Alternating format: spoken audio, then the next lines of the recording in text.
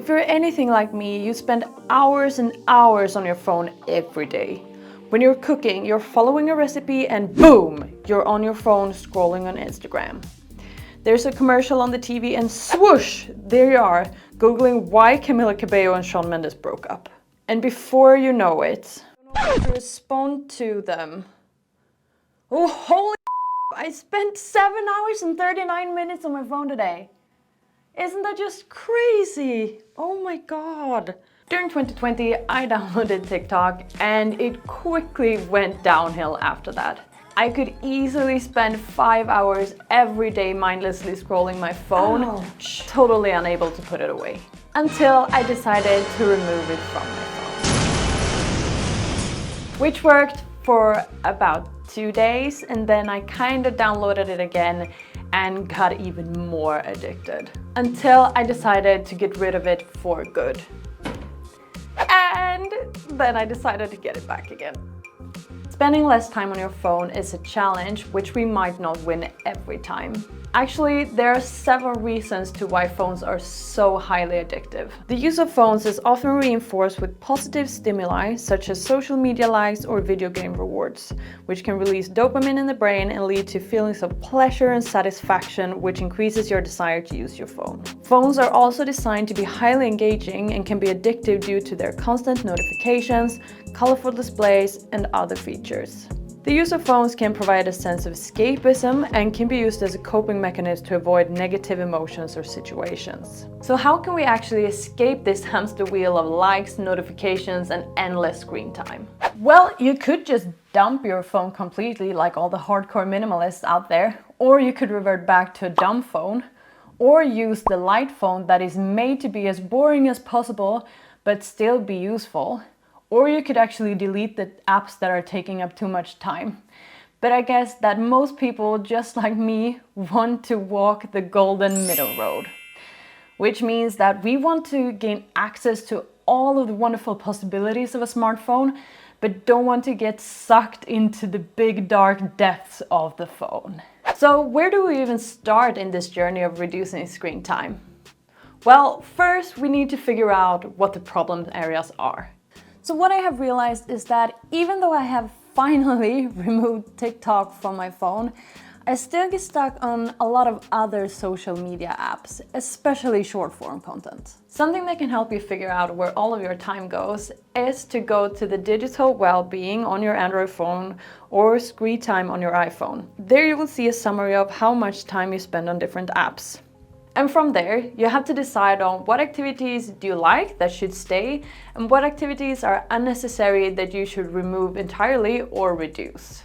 Okay, so now when I figured out what I don't want to spend my time on my phone, what the heck do I do then? Humans are drawn to things that are fun, easy, and convenient. And in order to reduce our time spent on our phones, we have to make using our phones the opposite of fun, easy, and convenient. At least for me, using my phone usually looks something like this. Getting bored, picking up my phone, entering apps by some kind of pattern or at random from what I see at the home screen. Something that I tried doing to break this habit loop was to remove all apps that I don't want to use from my home screen. See here, there's no social media apps, just my productivity apps, my money app, some camera related stuff, and some health related stuff over here. And this is an attempt to make me use all of these apps more instead. So what I've done with the other ones is that I've put all of them, almost, into different categories so that if I do need to find them, I can actually find them all over here in the respective folder. But that makes it to be more clicks to get to all the social media stuff. Another thing that we can do in our journey of reducing screen time that is a bit more of a challenge is to pick a space in our home and let our phones stay there.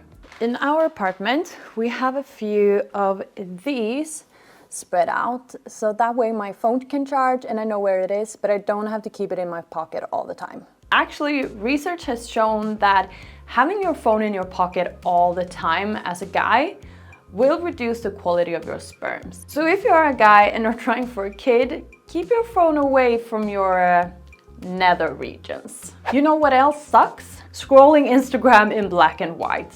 which is exactly why we should do it. Turn our phones to black and white, that is, not scrolling Instagram for the sake of it. On Android, there's a setting called bedtime mode that you can activate so that it automatically turns on and off at certain times of the day. Having this setting on turns off a range of apps that you decide so that you can't use them, and it also turns your phone into black and white mode so that it will be less desirable for you to actually use your phone. Also, it's the perfect cue to tell you to go to bed. Whoops, okay, so there my phone turned black and white. Guess there's just nothing left to do now except going to bed. In addition to using bedtime mode, I've also started using app timers. This is a way to limit how much time you can spend on an app in a day, and here you can clearly see my problem areas. Even if this is not a perfect way of spending less time on these specific apps, since it's so easy to just extend the time you can use the app, it's still a way to get a warning and make it a hassle for you to actually use the apps. In addition to boredom triggering the usage of your phone literally tells you to use it. And this is something we need to do something about. Now I spend about half an hour turning off notifications from all of the apps that I don't want notifications from. And I haven't turned off every single notification type because I still, for example, want to know if someone tagged me in an Instagram post, but most of them are gone. And I will try to keep this up in the following days and continue turning notifications off as I get them. And I will also make an active choice to turn on focus mode when I'm working or doing something else that I want to focus on. Will doing all of these things solve your phone addiction? Maybe not, but it will definitely help you in reducing screen time and make you think again when you're spending too much time on your phone. And doing all of these activities for me have helped me to think less about this thing, and it also definitely has helped me spend less time on my phone. Now, when you're already making great steps towards improving your life, you should watch this video next about how to fall asleep faster in order to get more sleep with all of the time that you now have since you're not spending it on your phone.